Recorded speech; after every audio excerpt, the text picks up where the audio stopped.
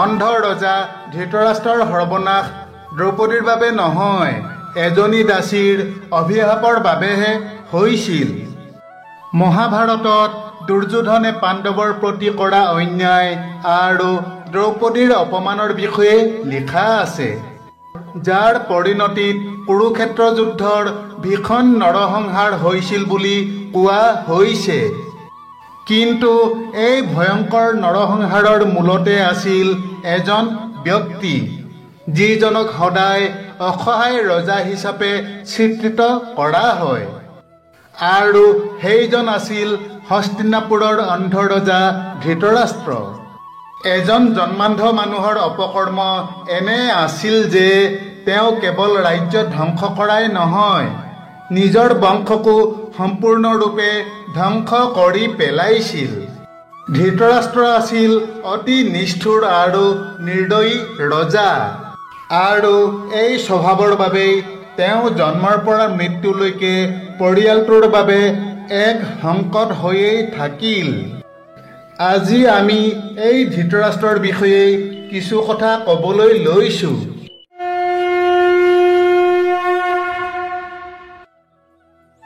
ধৃতৰাষ্ট্ৰ প্ৰাচীন হস্তিনাপুৰ ৰাজ্যৰ বিখ্যাত কুৰুবংশৰ ৰজা আছিল। কোৱা হয় যে অন্ধ হোৱাৰ পাছতো ধৃতৰাষ্ট্ৰৰ দেহত 100টা হাতীৰ বল আছিল। ধৃতৰাষ্ট্ৰ হস্তিনাপুৰৰ ৰজা বিচিত্ৰবীৰ্যৰ পত্নী অম্বিকাৰ পুত্ৰ আছিল, যাৰ জন্মদাতা পিতৃ আছিল মহৰ্ষি বেদব্যাস। হস্তিনাপুৰৰ এই অন্ধ ৰজা ধৃতৰাষ্ট্ৰৰ 100 পুত্ৰ আৰু এগৰাকী কন্যা সন্তান আছিল। ধৃতৰাষ্ট্ৰৰ পত্নীৰ নাম আছিল গান্ধাৰী। ধৃতৰাষ্ট্ৰ জন্মান্ধ হোৱা কাৰণৰ বিষয়ে কোৱা হয় যে যেতিয়া মহৰ্ষি বেদব্যাসে সন্তান জন্মৰ বাবে অম্বিকাৰ ওচৰলৈ গৈছিল, তেতিয়া বেদব্যাসৰ কুৰূপ মুখখন দেখি অম্বিকাই ভয়তে চকু মুদি দিছিল। এই কাৰণেই ধৃতৰাষ্ট্ৰ অন্ধ হৈ জন্ম হৈছিল। ধৃতৰাষ্ট্ৰ জন্মান্ধ হোৱা বিষয়ে আৰু এটা কাহিনী পোৱা যায়। পূৰ্বজন্মৰ পাপৰ বাবে ধৃতৰাষ্ট্ৰ অন্ধ হৈ জন্ম হৈছিল। পূৰ্বৰ জন্মতো ধৃতৰাষ্ট্ৰ এজন অতি নিষ্ঠুৰ ৰজা আছিল। এবাৰ ৰাজ্য ভ্ৰমণলৈ যোৱাৰ সময়ত এটা পুখুৰীৰ পানীত এজনী হাঁহে নিজৰ পোৱালীকেইটাৰ সৈতে খেলি থকা তেওঁৰ চকুত পৰিল। সেই জন্মত ধৃতৰাষ্ট্ৰ ইমানেই নিষ্ঠুৰ আছিল যে তেওঁ সৈনিকসকলক হাঁহৰ চকুকেইটা উলিয়াই আনিবলৈ আদেশ দিলে। চকু উলিয়াই দিয়া বাবে বিষত ছটফট কৰি কৰি অসহ্য যন্ত্ৰণাত হাঁহজনীৰ লগতে পোৱালীকেইটাৰো মৃত্যু হৈছিল। তেতিয়া মৃত্যুৰ আগমুহূৰ্তত সেই হাঁহজনীয়ে অভিশাপ দিছিল যে, হে ৰাজন, আজি মই তোমাৰ নিষ্ঠুৰ হাতত অন্ধ হৈ মৰিব লগা হৈছে। অহা জন্মত তুমি অন্ধ হৈয়ে জন্ম ল'ব লাগিব। তুমি তোমাৰ সন্তানৰ মৃত্যু চকুৰে দেখা নাপালেও সেই বেদনা ভোগ কৰি মৰিব লাগিব। কোৱা হয় যে এই অভিশাপৰ বাবেই এই জন্মত ধৃতৰাষ্ট্ৰ অন্ধ হৈ জন্ম লৈছিল, আৰু তেওঁৰ জীৱনকালতেই সকলো সন্তানৰো মৃত্যু হৈছিল। নিষ্ঠুৰ ধৃতৰাষ্ট্ৰই পত্নী গান্ধাৰীৰ পৰিয়ালকো হত্যা কৰিছিল। কথা অনুসৰি পিতামহ ভীষ্মই গান্ধাৰ ৰাজ্যৰ ৰাজকুমাৰী গান্ধাৰীৰ লগত ধৃতৰাষ্ট্ৰৰ বিবাহ ঠিক কৰিছিল। পিছে জ্যোতিষীসকলে গান্ধাৰীৰ প্ৰথম বিবাহ অমংগলজনক হ'ব বুলি কৈছিল। সেয়েহে গান্ধাৰীৰ বিবাহ প্ৰথমে এটা ছাগলীৰ লগত কৰাইছিল। তাৰ পাছত সেই ছাগলীটো বলি দিয়া হৈছিল। ইয়াৰ পাছত গান্ধাৰীক বিধৱা বুলি গণ্য কৰি ধৃতৰাষ্ট্ৰৰ লগত বিবাহ কৰোৱা হয়। যেতিয়া ধৃতৰাষ্ট্ৰই গান্ধাৰী বিধৱা বুলি গম পালে, তেতিয়া তেওঁ ক্ৰোধিত হৈ পৰিল। ধৃতৰাষ্ট্ৰই ভাবিছিল, কি বা কাৰণত বিবাহিত গান্ধাৰীৰ স্বামীৰ মৃত্যু হ'ল। এই প্ৰতাৰণাৰ বাবে ধৃতৰাষ্ট্ৰই শহুৰেক ৰজা সুবল আৰু তেওঁৰ সমগ্ৰ পৰিয়ালক কাৰাগাৰত ভৰাই থৈছিল। কাৰাগাৰত গোটেই পৰিয়ালটোক যি পৰিমাণৰ খাদ্য দিয়া হৈছিল, সেই খাদ্য খাই মাত্ৰ এজন মানুহে জীয়াই থাকিব পাৰে। এই কথা দেখি ৰজা সুবলৰ পৰিয়ালটোৱে এই সিদ্ধান্ত গ্ৰহণ কৰিলে যে পৰিয়ালৰ কোনোবা এজন জীয়াই থাকিব লাগিব, যাতে আগলৈ বংশ ৰক্ষা কৰিব পৰা যায়। সেইবাবে এই খাদ্য কনিষ্ঠ পুত্ৰ শকুনিক খাবলৈ দিয়া হৈছিল। এনে পৰিস্থিতিত খাবলৈ নাপাই পৰিয়ালৰ বাকী সকলোৰে মৃত্যু হৈছিল আৰু শকুনি বাচি থাকি ভগ্নী গান্ধাৰীৰ সৈতে হস্তিনাপুৰতে থাকিল। পাছত ইয়াৰ প্ৰতিশোধ ল'বলৈকে শকুনিয়ে চক্ৰান্ত কৰি কুৰু বংশ ধ্বংস কৰিছিল। নিষ্ঠুৰ ধৃতৰাষ্ট্ৰই ভীমকো হত্যা কৰিব বিচাৰিছিল। কুৰুক্ষেত্ৰ যুদ্ধত ভীমে নিৰ্দয়ভাৱে ধৃতৰাষ্ট্ৰৰ প্ৰিয় পুত্ৰ দুৰ্যোধন আৰু দুঃশাসনক বধ কৰিছিল, যিটো ধৃতৰাষ্ট্ৰই সহ্য কৰিব পৰা নাছিল।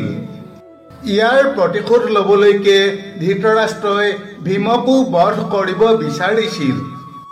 যুদ্ধ শেষ হোৱাৰ পাছত যুধিষ্ঠিৰে শ্ৰীকৃষ্ণ, ভীম, অৰ্জুন, নকুল, সহদেৱৰ সৈতে ৰজা ধৃতৰাষ্ট্ৰক দেখা কৰিবলৈ গৈছিল। প্ৰথমে যুধিষ্ঠিৰে ধৃতৰাষ্ট্ৰক প্ৰণাম কৰিলে। তাৰ পাছত সকলো পাণ্ডৱে এজন এজনকৈ ধৃতৰাষ্ট্ৰক প্ৰণাম কৰিলে। শ্ৰীকৃষ্ণই ইতিমধ্যে ধৃতৰাষ্ট্ৰৰ মনৰ কথা বুজি পাইছিল যে তেওঁ ভীমক হত্যা কৰিব বিচাৰে। ধৃতৰাষ্ট্ৰই যেতিয়া ভীমক আলিংগন কৰাৰ ইচ্ছা প্ৰকাশ কৰিলে, তেতিয়া শ্ৰীকৃষ্ণই ভীমৰ সলনি ভীমৰ আকৃতিৰ এটা লোহাৰ মূৰ্তি আগবঢ়াই দিলে। ধৃতৰাষ্ট্ৰ বৰ শক্তিশালী আছিল, দেহত 100 হাতীৰ বল আছিল। ধৃতৰাষ্ট্ৰই যেতিয়া লোহাৰ মূৰ্তিটো হাতত পালে, তেতিয়া অন্ধ ধৃতৰাষ্ট্ৰই বুজিব নোৱাৰিলে যে সেইটো ভীম নহয়, এটা লোহাৰ মূৰ্তি। সেয়েহে আলিংগন কৰাৰ চলেৰে ধৃতৰাষ্ট্ৰই খঙতে সেই মূৰ্তিটো প্ৰচণ্ড জোৰে হাবত মাৰি ধৰিলে, যাৰ ফলত লোহাৰে নিৰ্মিত সেই মূৰ্তিটো ভাঙি চুৰমাৰ হৈ পৰিল। লোহাৰ মূৰ্তিটো ভাঙিবলৈ বল প্ৰয়োগ কৰাৰ বাবে ধৃতৰাষ্ট্ৰৰ দেহৰ পৰাও তেজ ওলাবলৈ ধৰিলে আৰু তেওঁ মাটিত পৰি গ'ল। কিছু সময়ৰ পাছত যেতিয়া খং কমি আহিল, তেতিয়া ধৃতৰাষ্ট্ৰই উপলব্ধি কৰিলে যে খঙতে তেওঁ আজি বহুত ডাঙৰ ভুল কৰিলে, ভীমক গুৰি কৰি পেলালে। এনেদৰে ভীমক মাৰি পেলালো বুলি ভাবি নিজৰ অপকৰ্মৰ বাবে ধৃতৰাষ্ট্ৰই কান্দিবলৈ ধৰিলে। তেতিয়া শ্ৰীকৃষ্ণই ধৃতৰাষ্ট্ৰক ক'লে যে ভীম এতিয়াও জীয়াই আছে। আপুনি যিটো ভাঙি পেলালে সেইটো ভীমৰ আকৃতিৰ মূৰ্তিহে আছিল। এইদৰে শ্ৰীকৃষ্ণই ধৃতৰাষ্ট্ৰৰ হাতৰ পৰা ভীমৰ প্ৰাণ ৰক্ষা কৰিছিল। ধৃতৰাষ্ট্ৰই দাসীৰ লগত কৰিছিল অপকৰ্ম আৰু সেই দাসীৰ অভিশাপৰ বাবেই তেওঁ বনজুইত জ্বলি মৃত্যুবৰণ কৰিছিল। কোৱা হয় যে ধৃতৰাষ্ট্ৰ কেৱল জন্মান্ধ নহয়, কামান্ধও আছিল।